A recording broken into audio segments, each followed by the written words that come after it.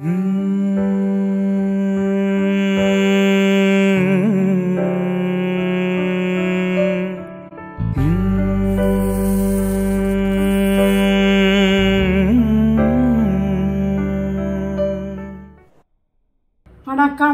நமஸ்காரம். Welcome to Shantha பாட்டி சமையல். இன்னைக்கு புதுசாக ஒரு சட்னி சொல்லி தரப்போகிறேன். எல்லாரும் தேங்காய் சட்னி, தக்காளி சட்னி பண்ணுவீங்க. நான் இன்னைக்கு கடலைப்பருப்பு சட்னி எப்படி செய்யறதுன்னு சொல்லித்தரேன். அதுபடி செய்யுங்க. இட்லி, தோசை, சப்பாத்தி எல்லாத்துக்கும் தொட்டுக்கலாம். பார்க்கலாமா? இதுக்கு தேவையான பொருள்: இது கடலைப்பருப்பு 2 டேபிள் ஸ்பூன், கடுகு 1/2 டீஸ்பூன், பெருங்காயம் 1/4 டீஸ்பூன், உளுத்தம்பருப்பு 1 டீஸ்பூன், வத்த மிளகா ஒரு 5-6, காரம் வேணும்னா நீங்கள் போட்டுக்கலாம். பச்சை மிளகா ஒரு 4, தேவையான உப்பு, வறுக்கிறதுக்கு எண்ணெய், ஒரு 1/2 மூடி தேங்காய். இவ்வளோதான் மொத்த ஐட்டம்ஸை. ரொம்ப ஈஸியாக சீக்கிரம் பண்ணிடலாம். விருந்தாளிகள்லாம் வந்தாங்கன்னா 5 நிமிஷத்தில் இந்த சட்னி பண்ணிடலாம். இப்போ எண்ணெய் காஞ்சிடுத்து இந்த கடலைப்பருப்பை இதில் போட்டுடலாம். இது முக்கால் வறுக்கும் போது ஒரு கலர் மாறும். அப்போ இந்த வத்த மிளகாய் போடணும். வத்த மிளகாய் முன்னாடியே போட்டால் கண்ணங்கரேன்னு ஆகிடும்.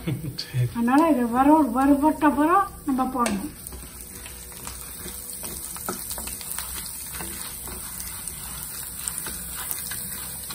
கலர் கொஞ்சம் மாறிடுச்சு. இப்போ இந்த வத்த மிளகாயை போட்டுடணும். கொஞ்சம் வறுக்கணும், ரொம்ப வறுத்தா கருகி போடும். பச்சை மிளகாயை கிண்டி வைக்கணும், இல்லாட்டா படார் வெடிக்கும். பச்சை மிளகாயை போட்டுடணும். இதில்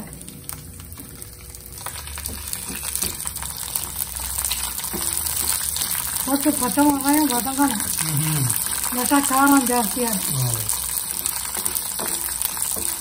புளி கிடையாது, சட்னி இல்லையா அது, என்ன புளி கிடையாது. ஆஃப் பண்ணிட்டுமா? சரி. இப்போ இது நல்லா ஆறணும். ஆறினாதான் மிக்சியில் போடலாம். ஆறினப்புறம் நான் சொல்கிறேன். இப்போ நல்லா ஆறி எடுத்து இதை மிக்சியில் போடலாமா? இதில் உப்பை போட்டுடலாம். இப்போ இதை அரைக்கணும். தண்ணி விட வேண்டாம், அப்புறம் விட்டுக்கலாம். பாருங்க, குறைன்னு எப்படி அரைச்சிருக்கேன் பார்த்தீங்களா? தண்ணியே விடக்கூடாது, ஏன்னா அரைப்படாது. அப்புறம் இதில் தேங்காயம் போட்டு அரைச்சி எடுக்க வேண்டியதுதான். சிம்பிள் தான். பார்த்தீங்களா எவ்வளோ சூப்பராக இருக்குது பாருங்க சட்னி. இதை நல்லா ஒரு பாத்திரத்தில் போட்டு தாளித்து கொட்டணும். கடுகு போட்டிருக்கேன், நல்லா பொரியணும் கடுகு.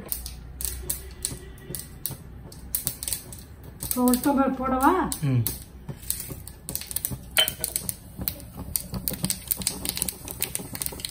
இந்த பெருங்காயத்தை இதில் போட்டுடலாம். போட்டுட்டு இந்த கருவேப்பிலையை போட்டுட்டு ஆஃப் பண்ணிடணும்.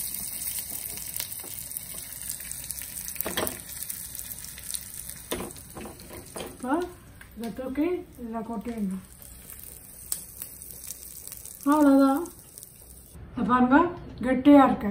சில பேருக்கு கெட்டி சட்னி தான் பிடிக்கும், அவன் அந்த மாதிரி சாப்பிட்டான். இல்லை தளர வேணா மிக்சியில் தண்ணியை கொட்டி போட்டு நல்லா அதில் போட்டு கலரலாமா? பார்த்தங்களா எவ்வளோ ஜோராக வந்திருக்கு பாருங்க. 1 ரூபா தண்ணி விட்டுக்கலாம்.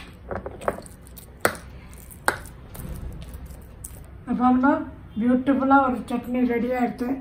இப்போ அழகாக குட்டி தோசை வாத்து சட்னி தொட்டுன்னு சாப்பிடலாமா?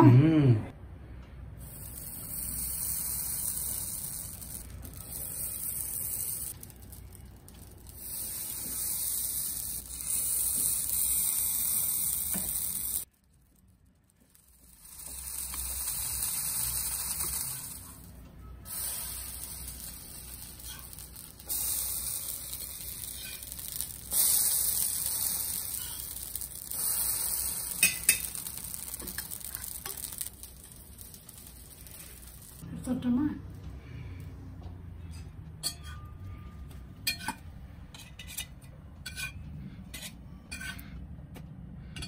அழகான குட்டி தோசையோட நம்ம கடலைப்பருப்பு சட்னி தொட்டுன்னு சாப்பிடலாமா?